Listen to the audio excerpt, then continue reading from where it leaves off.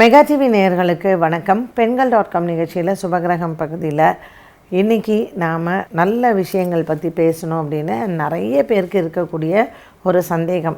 இதை என்கிட்ட ரொம்ப நாளாக கேட்டுட்டு இருந்தாங்க, மேடம் இதுக்கு விளக்கம் சொல்லுங்கள், இல்லை என்கிட்ட தனிப்பட்ட முறையிலேயே கேட்டாங்க. ஸோ இந்த சந்தேகம் நிறைய பேருக்கு இருக்கும் அப்படின்னு நினைக்கிறேன். இப்போ சில வீடுகள்லாம் பார்த்திங்கன்னா அகால மரணங்கள், சூசைட் கமிட் பண்ணிக்கிறது, இல்லை அவங்களுக்கு ஆக்சிடெண்ட்டில் இறந்து போய்டுறது.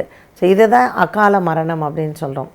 அப்போ அவங்க கேட்பாங்க என்கிட்ட, ஜாதகத்தில் நீண்ட ஆயுள், தீர்க்க ஆயுள்லாம் போடுறாங்க, இப்போ எப்படி இது அவங்களுக்கு ஒரு 16 வயசில் இறந்துடுறாங்க, 20 வயசில் இறந்துடுறாங்க, அப்போ அந்த ஆத்மா என்ன ஆகும் அப்படின்னு சொல்லிட்டு என்ன கேட்டிருக்காங்க. இப்போ நமக்கு பூரண ஆயுள், அவங்க ஒரு 72 வயசுக்கு மேலே இருக்கணும் பூரண ஆயுள் அப்படிங்கிற. 120 வயசு ஒரு மனிதனுடைய ஆயுள் அப்படிங்கிறது.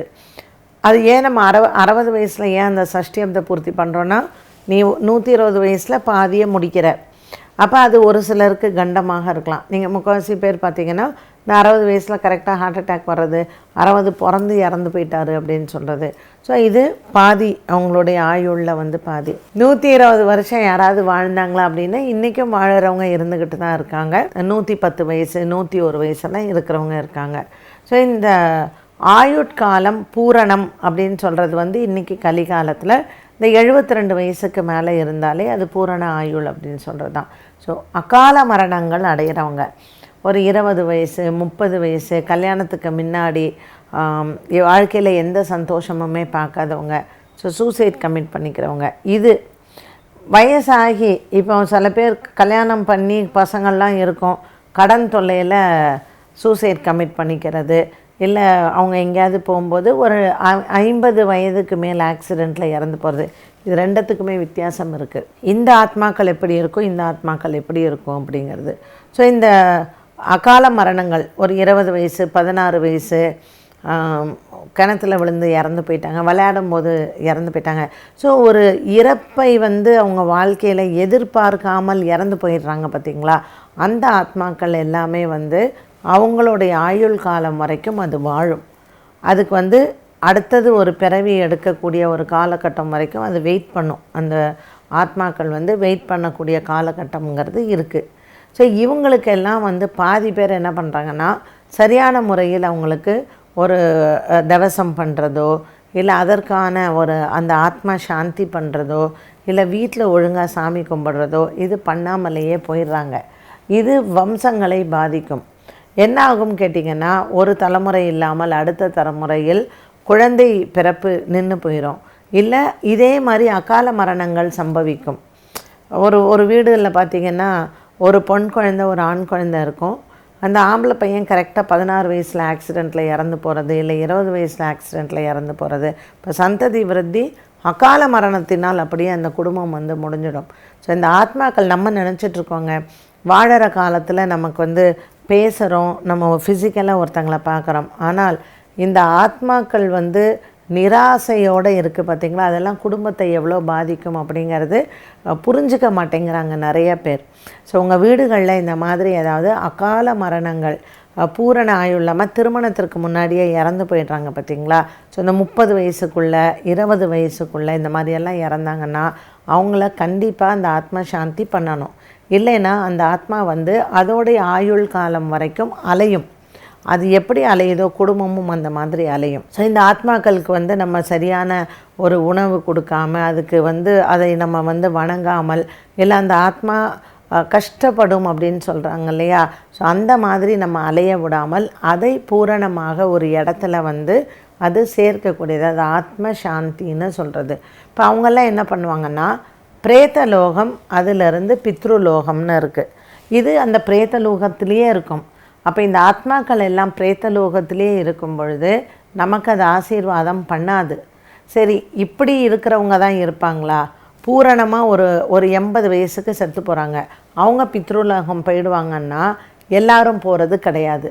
ஒரு பூரணமாக வாழ்ந்துட்டாங்க, பேரம்பேத்திக்கெல்லாம் கூட கல்யாணம் பண்ணிட்டாங்க, அவங்க கொள்ளு பேரன் கொள்ளு பேத்தியெல்லாம் பார்த்துட்டாங்கன்னா கூட அந்த மாதிரியான மனிதர்கள் இறந்தாலும் பிரேத்த லோகத்திலே இருப்பாங்க, பித்ருலோகம் போக மாட்டாங்க. ஏன்னா அவங்களுக்கு 1008 குறைகள் இருக்கும், 1008 மனக்கவலைகள் இருக்கும். பையன் பார்க்கல, இல்லை நான் கடனில் இருந்தேன், ஏதோ ஒன்று. அந்த உயிர் விடுற நேரத்தில் அவங்க எத்தனையோ ஒரு கஷ்டத்தில் அந்த உயிரை விட்டுருக்கலாம். ஸோ ஒரு ஆத்ம சாந்திங்கிறது எந்த வயதில் இறந்தாலுமே அது பூரணமாக அது நிறைவேறிடுச்சா அப்படின்னு பார்த்திங்கன்னா இருக்காது. ஸோ இந்த ஆத்மாக்கள்லாம் அலையிறது எங்கே போகும் அப்படின்னு பார்த்திங்கன்னா, ஒரு சிலது கோவிலில் போய் தஞ்சம் அடைஞ்சிக்கும். இப்போ கோவில் நீங்கள் எடுத்துட்டிங்கன்னா 6 கால பூஜை செய்கிற கோயிலுக்கு போகுமான்னா போகாது. இந்த கோவிலில் விளக்கே ஏற்றாமல் பாழடைஞ்சு போயிருக்கக்கூடிய கோவில்களில் இந்த ஆத்மாக்கள் எல்லாம் போய் தஞ்சம் புகுந்துக்கும். இப்போ ஒரு ஆத்மா போய் அங்கே தஞ்சம் புகுந்துக்குச்சு அப்படின்னு சொன்னால், இப்போது ஒரு சில கோவில்களுக்கு போய் நமக்கு நெகட்டிவாக நடக்கிறது அப்படின்னு சொல்கிறோம் பார்த்திங்களா. இப்போ காட்டில் சில கோவில் இருக்கும், வன தேவதைகள் அப்படின்னு பேர். இந்த வன தேவதைகள் இருக்கக்கூடிய இடங்களில் இந்த மாதிரியான ஆத்மாக்கள் எல்லாம் போய் உட்காந்துக்கும். சில கோவில்களில் போய் இந்த ஆத்மாக்கள் எல்லாம் உட்காந்துக்கும். அப்போது எப்போ இந்த ஆத்மாக்கள் போய் உட்காரோம்னா, தெய்வ சக்தி அந்த இடத்துல இல்லாமல் இருக்கும் பொழுது. ஆனால் பார்த்திங்கன்னா அங்கே ஒரு சிவலிங்கம் இருக்கும், இல்லைன்னா ஒரு பெருமாள் இருப்பார், இல்லைன்னா ஒரு அம்பாள் இருப்பாங்க. நம்ம என்ன நினச்சிப்போம், கோவில் அப்படின்னு நினச்சிக்கிறோம். பட் எல்லா கோவில்கள்லேயுமே தெய்வ சக்தி இருக்கான்னா இருக்காது. இந்த மாதிரி இறந்து போகிற ஆத்மாக்கள் போய் அந்த இடங்களில் உட்கார்றதுக்கான வாய்ப்புகள் அதிகமாக இருக்கும். அண்டு ஒன்று போய் உட்காந்துடுச்சுன்னா மற்றதெல்லாம் அது கூப்பிட்டுக்கும். ஸோ ஒரு கூட்டமாக இருக்கக்கூடிய ஆத்மாக்கள் அந்த மாதிரியான இடங்கள், அந்த மாதிரியான கோவில்களும் இருக்குது. அதனால் இவங்களுக்கெல்லாம் என்னென்னா, நம்ம வீட்டில் இந்த இறப்புகள் எல்லாம் இருக்கு இல்லையா, இதெல்லாம் இவங்கெல்லாம் நம்ம சரியாக பார்க்காமல் இருக்கும்பொழுது அந்த மாதிரி இடங்கள்லாம் போய் அந்த ஆத்மாக்கள் எல்லாம் இருக்கும். ஸோ இவங்க இந்த பிரேத்த லோகத்திலிருந்து பித்ருலோகத்துக்கு கொண்டு போய் சேர்க்க வேண்டிய கடமை நம்மளோடது தான், அந்த குடும்பத்தாரை சேர்ந்தவர்கள் தான். ஸோ பித்ருலோகத்திலிருந்து அடுத்தது அந்த லோகத்திற்கு போகக்கூடியது இதெல்லாம் என்னன்னு கேட்டிங்கன்னா, இறந்து 1 வருட காலத்தில். அதனால தான் நம்ம என்ன பண்ணுறோம், அந்த 1 வருடத்திற்கும் அந்த கர்த்தா ஸ்ரத்தையாக இருக்கணும். அவங்க அந்த 1 வருடத்திற்கும் அந்த மாதத்தில் இருக்கும்போது அந்த இலை போடுறது, அவங்களுக்கு படையல் செய்கிறது, அப்பா செத்து போயிட்டார்னா அந்த அமாவாசையில் அந்த கர்மத்தை அந்த பிண்டம் வைக்கிறது அப்படிங்கிறதெல்லாம் நம்மளுடைய சம்பிரதாயத்தில் வச்சுருக்காங்க. ஸோ இந்த அக்கால மரணம் அடைந்தவங்களுக்கு கண்டிப்பாக நம்ம என்ன பண்ணணும்னா, அது என்ன ஏதுங்கிறத பார்த்து விஷயம் தெரிஞ்சவங்கள்ட்ட கேட்டு எப்படி அந்த முறைகளில் நம்ம செய்து இந்த ஆத்ம சாந்தியெல்லாம் பண்ணணும் அப்படிங்கிறது இதை வேதங்கள் சொல்லுது. ரிக்வேதத்தில் இருக்கக்கூடிய மந்திரங்கள், யஜுர்வேதத்தில் இருக்கக்கூடிய மந்திரங்கள், அதர்வ வேதத்தில் இருக்கக்கூடிய மந்திரங்கள், சாமவேதத்தில் மட்டும் அது பாடல்களாக இருக்கும். அண்டு இந்த முறைகளை நல்லா கற்றுக்கிட்டவங்க, இதை பற்றி தெரிஞ்சவங்க, அதற்கான சம்பிரதாயப்படி அதுக்கு என்ன பண்ணணுமோ அதெல்லாம் பண்ணுவாங்க. ஸோ இது எல்லாம் இன்றைய காலகட்டத்தில் பாதி பேர் செய்கிறதே கிடையாது. அண்ட் இந்த குடும்பங்களில் ஒரு அகால மரணங்கள் சம்பவிக்கிறது அதெல்லாம் பார்க்கும்பொழுது நிச்சயமாக வரக்கூடிய சந்ததிகளை நாம் காப்பாற்றணும். இன்றைக்கி எல்லார் வீட்லேயும் ஒரு குழந்தை, அது இயற்கை முறையில் பிறக்கறதில்ல, ஐவிஎஃப் பண்ணுறாங்க, டெஸ்ட் டியூப் பேபின்னு சொல்கிறாங்க. ஸோ இந்த குழந்தைங்களுக்கெல்லாம் நல்ல ஆரோக்கியம், ஒரு மூளை வளர்ச்சி இல்லாத குழந்தை, உடல் ஆரோக்கியம் பெருசாக இல்லாத குழந்தைங்கள்லாம் வருவதற்கு காரணம் இந்த மாதிரி ஆத்மாக்கள் எல்லாம் அலையும் பொழுது தான். ஸோ ஒரு மனிதன் வாழ்ந்து இறந்துட்டான் அப்படிங்கிறதும் அந்த ஆத்மாக்கள் திருப்தி அடையாமல் இருக்கும். அகால மரணங்கள் சம்பவிக்கக்கூடிய ஆத்மாக்களும் அலையிறது நிறையாக இருக்கும்.